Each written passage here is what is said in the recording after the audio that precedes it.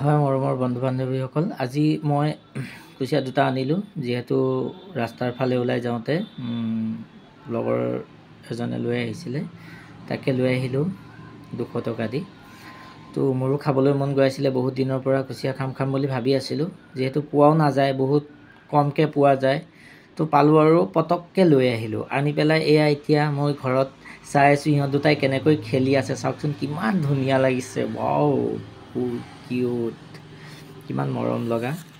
এই টিকলুটো দেখিছে নহয়, এই টিকলুটো আজি খাম। আমি দুটাহে মানুহ আছোঁ বৰ্তমান ঘৰত, তো তাকে ইয়াক বনাই মেলি খাম এতিয়া। আৰু এনেকৈতো সিহঁতৰ খেলাবোৰ চাই থাকিলে নহ'ব। আৰু লগতে আনিলোঁ আজি মই ডিমৌ পাত।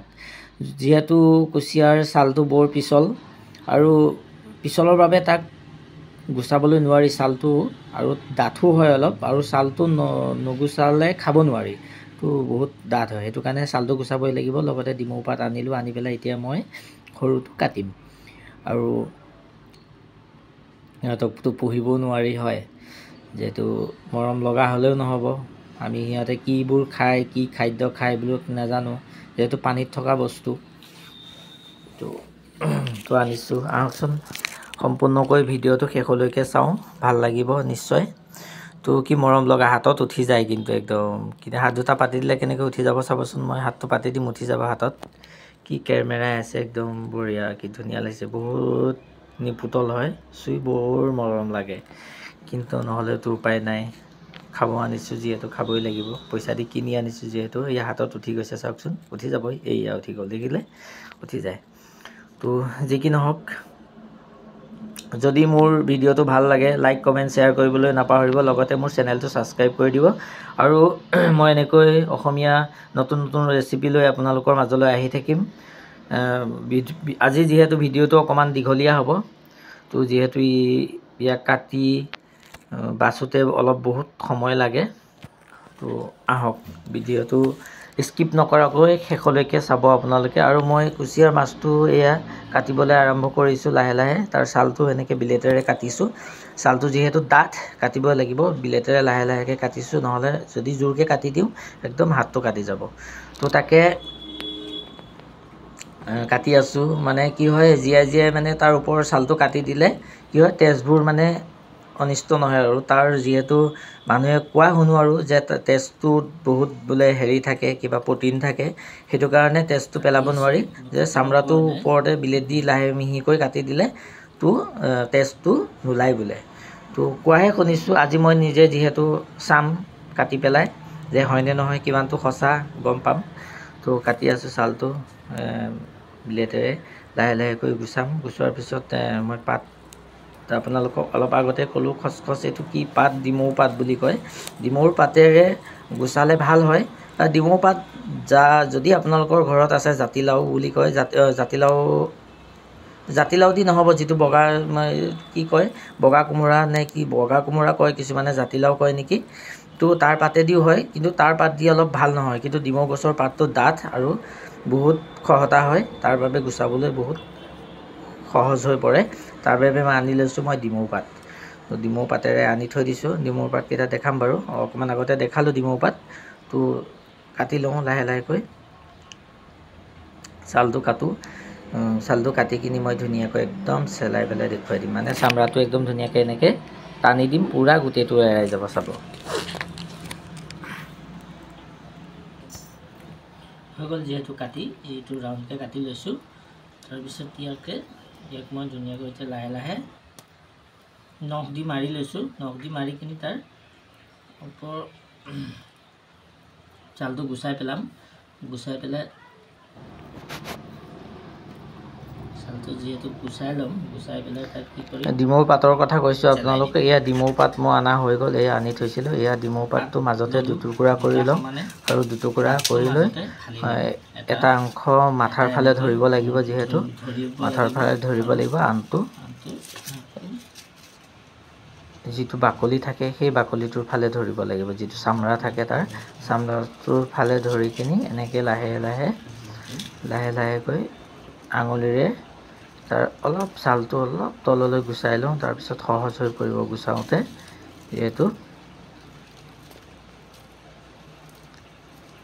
মোৰ এক্সপিৰিয়েঞ্চ নাই, তেনেকুৱা এক্সপিৰিয়েঞ্চ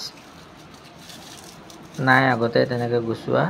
তো লাহে লাহেকৈ গুচাইছোঁ আৰু হাতটো মুচি লৈছোঁ। তাৰ বীজ ওলোৱা এটা পদাৰ্থ থাকে এই ছালত, খুবেই পিছল একদম। তাৰ বাবে কুচিয়াটো আমি হাতেৰে খামুচি ৰাখিব নোৱাৰোঁ, কিবা কাপোৰৰ সহায়তো আপুনি ধৰি ৰাখিব নোৱাৰিব, যিহেতু ইমানেই পিছল। খালি ধৰিব পৰা যায় তাক ডিমৌ গছৰ পাতেদিহে সি ৰখে, ইমানেই পিছল। আচৰিত আৰু দেই, কি ক'ম। তো এয়া হৈছে আৰু অকণমান বাকী আছে কাটিবলৈ। তো নখেৰে টানিলেতো নাহিব, ব্লেড আকৌ লগাবই লাগিব ব্লেডটো। এয়া কাটি লৈছোঁ ব্লেডেৰে, হৈ গ'ল। অকণমান লাগি আছে, জাষ্ট কাটিব পৰা নাই, অকণমান আছে, কাটি লওঁ। হৈ গ'ল, অঁ হৈ গ'ল, দেখিছেনে? কাটি হৈ গ'ল। নখেৰে লাহেকৈ এইটো গুচাই দিছোঁ, গুচি যায়, গুচি গৈছে, এইটো গুচি গ'ল, হৈ গ'ল। তো গুচি গ'ল, হৈ গ'ল, হৈ গ'ল, হৈ গ'ল। এতিয়া নেমু পাতেৰে এনেকৈ ধৰি টানি দিম তললৈ, এইটো গুচি গৈছে, দেখিছে? মানে নখৰ সহায়তো গুচাব নোৱাৰি, ইমানেই পিছল মানে তাৰ। এইটো চাওক, এই যাব এতিয়া একদম কি ধুনীয়াকৈ, নাই নহ'ব। এইটো গুচি গ'ল, দেখিছেনে? এইটো কি ধুনীয়াকৈ, দেখিছেনে পাতটোত কেনেকৈ লাগি ধৰিছে তাৰ ছালটো। এইটো গুচি গ'ল আৰু বেছি নাই, অলপ আছে। কাৰণ দেখিছে জিৰাই জিৰাই কাটিছোঁ যে, তাৰ ছালটো, স্কিনটো মানে কাটি দিছোঁ যে, তেজ ওলোৱা, অকণো তেজ ওলোৱা নাই। কাৰণ যিহেতু মই একদম মানে তাৰ তেজটো অকণো পেলাব বিচৰা নাই, যিহেতু তেজটোত বোলে বহুত ভিটামিন থাকে, সেইটো কাৰণে মই তেজটো অকণো অনিষ্ট কৰিব বিচৰা নাই। আপোনালোকে বেয়া নাপাব, যিহেতু মই জীয়াই জীয়াই এনেকৈ কাটি দিছোঁ। আৰু কি বুলি কয়, আপোনালোকেও তেনেকৈ পাৰে যদি, যে বোলে তেজটো জীয়াই জীয়াই এনেকৈ ছালটো গুচাই পেলাই, গুচাই হৈ গ'ল মোৰ ছালটো, গুচাই পিনি তাৰপিছত ডিঙিটো এনেকৈ মাৰি পেলাই ডিঙিটো কাটি তেজটো, ব্লাডটো মানে এক্সট্ৰাকৈ ৰাখিম। মই ৰাখি থৈছোঁ এক্সট্ৰাকৈ, দেখুৱাই দিম বাৰু। তাৰপিছত ডিঙিটো কাটি পেলাই তেজটো এক্সট্ৰাকৈ ৰাখি দিছোঁ, মই দেখুৱাম। তো অলপ থাকি গ'ল, এইখিনিও গুচাবই লাগিব, যিহেতু কিনি আনিছোঁ পইচা দি, নহয় জানো? অকণো পেলাব নোৱাৰি। অকণমান ফাঁচি গ'ল মানে, ছালটো ছিঙি গ'ল যিহেতু। তো মোৰ এনেকৈ টানি দিয়াটো অলপ স্পীড হৈ গ'ল, লাহে লাহে গুচাব লাগে বোলে, এইটো হৈ গ'ল। অলপ বালি লাগি গ'ল প্ৰথমতে, সেইটো কাৰণে ধুই লৈছোঁ। পিছত আৰু কটাৰ পিছত তাক ধুবৰ লগা একো নাথাকে। এতিয়া কাটিবলৈ আৰম্ভ কৰিছোঁ লাহে লাহে। ইমান তাৰ আৰু এটাৰ ভিতৰত তেনেকৈ কিবা এটা থাকে বগা বগা, এইটো কি নাজানো, যিহেতু পেটুকা হ'ব নেকি চাগে। সেইটো কাৰণে লাহে লাহে লাহে লাহে পিচটো কাটি কিনি লাহেকৈ উলিয়াই পেলাই, ভিতৰৰ যিটো পেটুকা থাকে সেই পেটুকাটো ধুনীয়াকৈ ওলাই যাব, গোটেই দীঘলে দীঘলে ওলাই যাব। মোৰ অকণমান কাটাতে মিষ্টেক হৈ গ'ল, এইটো টুকুৰা হৈ গ'ল, মানে কাটাটো মোৰ ভাল নহ'ল। যিহেতু মোৰ প্ৰথমবাৰ এনেকৈ কাটিছোঁ, যিহেতু মোৰো ইমান ভাল অভিজ্ঞতা নাই ইয়াৰ ওপৰত কাটা। তো কোৱাহে শুনিছোঁ যে ইয়াৰ ভিতৰৰ অংশটো পেলাই দিব লাগে, সেইটো কাৰণে তাৰ বাবে লাহে লাহে পাহৰি গৈছিলোঁ মই। তো লাহে লাহে কাটিছোঁ, কাটাৰ পিছত গোটেইটো ওলাই যাব, চাব। আৰু ইয়াৰ এইটো কলিজা দেখিছেনে? কলিজাটো তাক মাৰি পেলোৱাৰ পিছতো আপোনাৰ একদম জীয়াই আছে, চাওক। এইটো দেখিছে, একদম জীয়াই আছে কলিজাটো, কিমান, চাওক।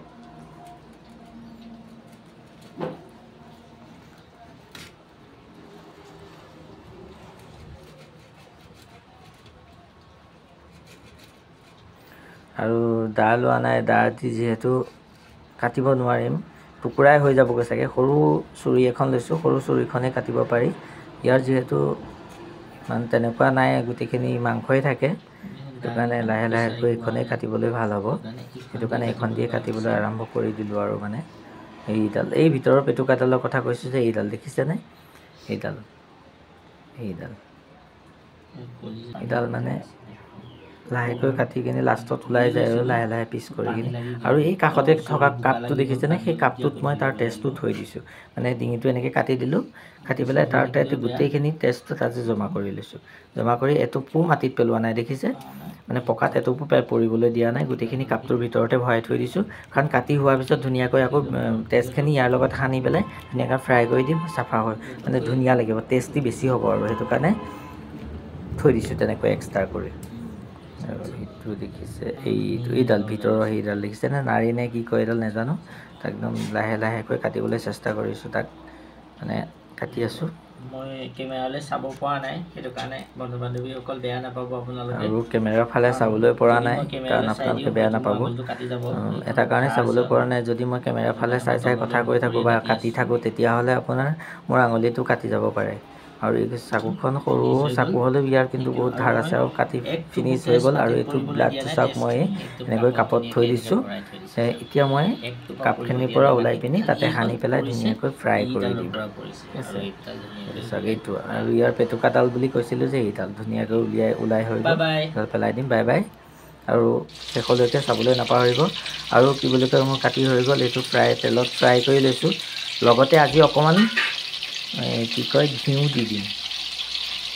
ঘিউ দিলেনো কেনেকুৱা হয়, ঘিউ অকণমান দি দিম, আৰু বাটাৰ অকণমানো দি দিম। কেনেকুৱানো লাগে টেষ্টি চাম। ভাজোতে নিদিওঁ আপোনাৰ, যেতিয়া চব্জিটো বনাম, চব্জিটো বনাওঁতে দিম। আৰু মই গ্ৰেভি খাই পেলাই বেছি ভাল পাওঁ, মই পনীয়া হ'লে ভাল নাপাওঁ। কিন্তু এইটো ফ্ৰাই হৈ গ'ল সম্পূৰ্ণ। এতিয়া মই মছলাটো ফ্ৰাই কৰি আছোঁ, আৰু তাতে অকণমান ঘিউ দি দিছোঁ আৰু অকণমান বাটাৰো দি দিছোঁ। তো কেনেকুৱা হয় আজি নাজানো, আৰু প্ৰথমবাৰ বনাইছোঁ।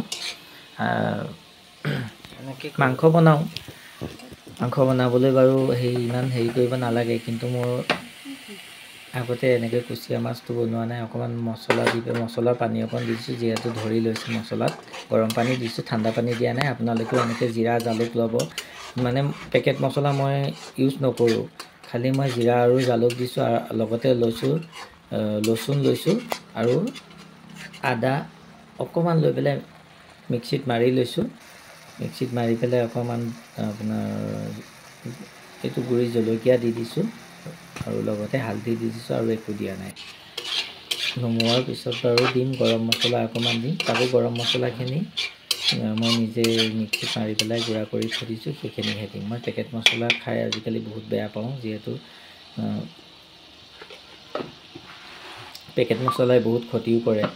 কাৰণ পেকেট মছলা দিলে এনেকৈ টেষ্টি খুবেই কম উঠে, কিন্তু টেষ্টি উঠে যদি পিছত অলপ পেটৰ প্ৰব্লেম হয়, সেইটো কাৰণে নাখাওঁ। ধুনীয়াকৈ পেষ্টখিনি ধুনীয়াকৈ মছলাখিনি ধুনীয়াকৈ ভাজি এতিয়া মই কুচিয়া মাছখিনি ইয়াতে দি দিলোঁ, আৰু ভালদৰে ইয়াৰ গ্ৰেভিটোৰ লগত মই মিলাই ল'ম। তাৰপিছত আলু আছে, আলুখিনি দি দিম। আলুখিনি দি পিনি কেইছেকেণ্ডমান ফ্ৰাই কৰিম। ফ্ৰাই কৰাৰ পিছত মই গৰম পানী দি দিলোঁ। আলুখিনি আগতে দি লওঁ। আলুখিনি দিয়াৰ পিছতে এইখিনি কটা আলু আছিলে, কটা আলুখিনি ইয়াতে দি দিছোঁ। ধুনীয়াকৈ মছলাৰ লগতে মিলাই ল'ম, আৰু মিলাই লৈ পেলাই আলুখিনি মছলাটোৰ লগত ভালদৰে মিলাই লওঁ। মিলাই পেলাই তাৰপিছত ভাজিম। গৰম পানীটো ভাজি পেলাই তাৰপিছত গৰম পানী কৰি থৈছোঁ। গৰম পানী দিম, যিহেতু গৰম পানী দিলে খাবলৈ টেষ্টিটো ভাল হয় বেছি। ঠাণ্ডা পানী দিলেতো ইমান ঠিক নহয়, সেইটো কাৰণে গৰম পানী দিছোঁ। দিয়া নাই আৰু দিম আৰু গৰম পানী।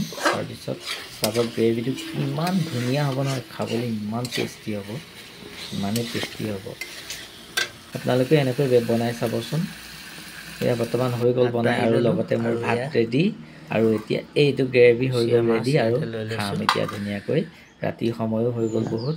এয়া এই পিচ কুচিয়া মাছ চাওক ইমান ধুনীয়া, আৰু গ্ৰেভিটো এনেকুৱাই বনাইছোঁ, একদম বহুত ধুনীয়া হৈছে। বহুত মানে অলপ থিৰকৈ বনাইছোঁ। মই এনেকৈ বনাই খাওঁ, একদম পুৰা গ্ৰেভি টাইপত বনাওঁ।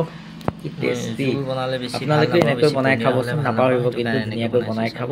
তাৰপিছত ক'ব যে ভাল হৈছে নে বেয়া হৈছে, আৰু লগতে মোৰ বনোৱা হৈছে নে নাই লাইক কমেণ্ট কৰিব, লগতে শ্বেয়াৰ কৰিবলৈ নাপাহৰিব।